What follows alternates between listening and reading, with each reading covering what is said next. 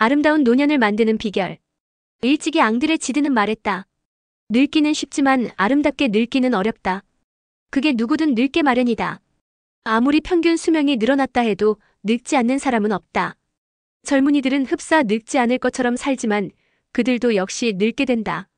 인간이 늙는다는 것은 보편적인 자연현상이지만 아름답게 늙는다는 건 선택적이다. 그렇게 되기 위해서는 그에 상응하는 대단한 노력이 있어야 하기 때문이다. 주변을 살펴봐도 그냥 늙어가는 사람은 많아도 아름답게 늙는 사람은 드물다. 그만큼 그 일이 어렵다는 얘기다. 아름답게 늙으면 그 삶의 질은 윤택해지고 다른 사람들이 보기에도 좋다. 본받을 만한 노인이 되는 것이다. 아름답게 늙기 위해서는 먼저 그것을 방해하는 것부터 알아볼 필요가 있다. 알면 극복할 수 있기 때문이다. 지금의 노인들이 당면한 문제 중 가장 어려운 것들을 열거하면 크게 5가지로 압축할 수 있다. 경제적 통계청의 자료를 보면 은퇴 후 경제적으로 여유가 있다고 응답한 비율이 반대로 생활비 부족 등 고통을 겪고 있는 노인들의 비율은 경제적인 자립도가 채 10%가 안 되니 이 문제는 가장 큰 족쇄가 될 수 있다. 더 어려운 것은 이 문제가 개선될 여지가 좁다는 점이다. 일단 가난하면 아름다움이 설 자리가 없게 된다. 늙어서 돈 없으면 죽은 목숨이라는 게 그 말이다. 소외감과 무료함 그리고 노인들은 평균 2-3가지 지병을 가지고 있고 거의 대부분이 소외감에 시달린다. 그리고 노년의 가장 큰 적은 무료함이다. 자기 세계가 없으면 더 빨리 늙고 소모되는 게 노년이기도 하다. 이런 악조건들은 아름다운 노년을 방해하는 대표적인 요인들이라고 볼 수 있다. 한 인간이 노년이 되어 아름답게 늙기 위해서는 무엇이 필요하며 어떻게 살아야 하는가? 사실 이 문제는 노인이 된 사람보다 노인이 될 사람들에게 더 절실한 것이다. 이미 늙은 사람은 자기의 생활 패턴을 바꾸기가 어렵지만 늙어갈 사람들은 준비를 할 수 있기 때문이다. 겉으로 나타나는 개인의 일상 모양은 그 속에 들어있는 것이 결정한다. 안에 무엇이 들어있는가가 그래서 중요하다. 내용이 형식을 만들기 때문이다. 첫째, 마음의 자세다. 그것은 곧 늙음을 받아들이는 자세이기도 하다. 사람은 누구나 늙는다는 것이 자연의 섭리임을 깨달아 자기의 늙음을 긍정적으로 수용해야 한다. 다시 젊어지기를 바라는 착각을 버려야 한다. 젊게 보이려고 애쓸 필요도 없다. 모든 인간은 그 나이에 걸맞게 살아야 하고 인생은 나이에 따르는 즐거움도 있기 때문이다. 나이대로 산다는 게 그 뜻이다. 어떤 의미에서는 노년의 삶이 가장 개성적인 자기주체적인 삶이 될 수 있다. 자유스럽기 때문이다. 둘째, 수분하는 자세다. 지금의 자기 처지에 대한 이해가 있어야 하며 자기 관리가 어떤지 알고 있어야 한다. 주변을 살펴보면 고위직에 있던 사람들이 변화된 환경, 은퇴 등에 적응하지 못하는 사례가 많다. 오늘을 살면서 그 생각은 옛날에 가 있다면 그게 비극이다. 오늘의 내 자리가 현실이고 스스로 그 자리에 적응하는 노력이 필요하다. 여기에는 과거와 단절하는 용기가 있어야 한다. 내가 은퇴하면서 휴대폰을 버린 것이 하나의 상징적 행동이 될 수 있을 것이다. 과거에 연연하면 지금을 충실하게 살 수가 없다. 인간이 제 분수를 깨닫기는 생각보다 어렵다. 거기에는 자기 철학이 있어야 한다. 수분하는 자세에서 학력과 교육에 의한 차이는 생각보다 크다. 한탕과 넋두리는 자기 자리를 모르고 있기 때문에 표출되는 약점이다. 사람이 자기의 처지와 분수를 아는 일은 생각보다 어렵고 그것을 인정하는 게 더 어렵다. 수분하는 자세가 요청되는 것이다. 셋째, 아름답게 늙는다는 것은 결국 품이 있는 노인이 되는 것이다. 그렇다면 품이란 무엇인가? 품위는 사람이 갖추어야 할 위엄이나 기품이며 사물의 가치라는 뜻도 있다. 가치 있는 사람이 되는 것은 노인만의 문제는 아니지만 특히 노년 생활에서 크게 요구되는 덕목이기도 하다. 품위는 존경받는 인격적 자세라 할 수 있다. 대접받기 위해서는 그만한 인품이 있어야 된다는 뜻이다. 나이 많은 사람이 추하게 보이는 행동 3가지. 1. 식탐. 나이 많은 사람이 자칫 추하게 보일 수 있는 게 식탐이다. 식탐은 음식을 욕심 사납게 탐내는 일이다. 사람이 나이가 들면 음식을 조절할 줄 알아야 한다.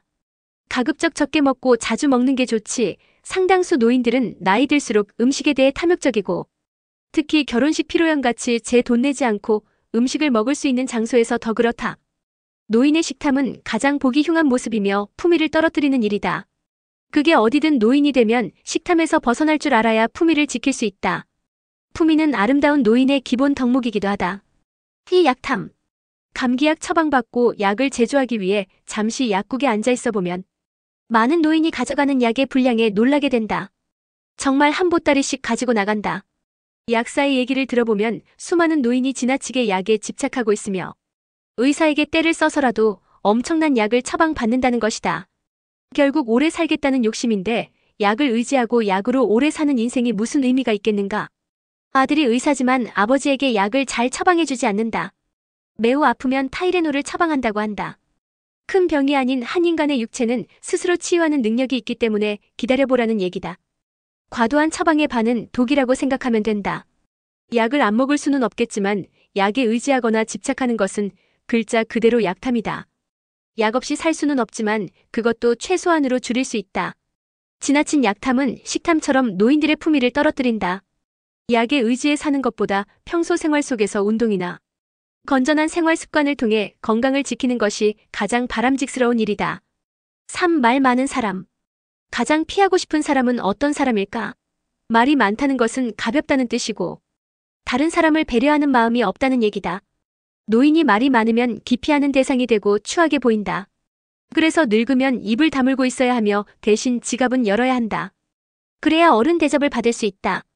전철의 노인석에서 늙은 여자 셋이 거침없는 큰 소리로 수다를 떠는데 못된 며느리에 대한 욕과 보기도 싫은 영감태기에 대한 흉이다.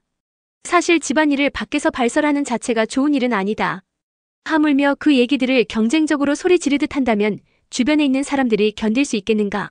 그래도 그들은 그런 것 아랑곳하지 않고 계속 떠들어댄다. 다른 사람들을 배려하지 못하는 이 무지한 이기심은 그래서 배척의 대상이 되는 것이다.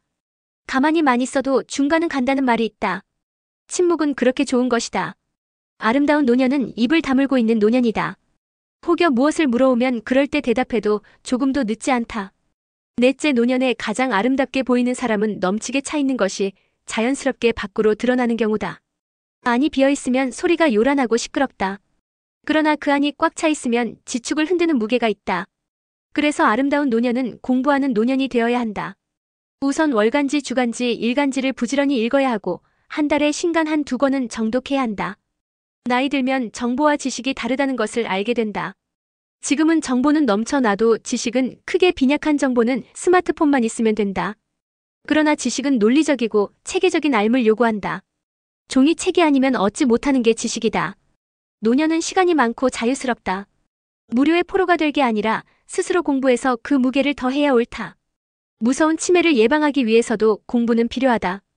그리고 그 공부는 자기가 좋아하는 분야에서 전문가 수준까지 갈 수 있는 계획을 가지는 게 좋다. 안이 꽉 차 있으면 입을 열지 않아도 그 무게는 주의를 압도한다. 다섯째, 아름다운 노년을 위해서는 새로운 도전이 필요하기도 하다. 현역이었을 때는 생각지도 못했던 새로운 일, 새로운 것을 시작해보는 것이다. 새로운 것을 시작하고 거기에 열중하다 보면 그 노년은 저절로 아름다운 게 된다.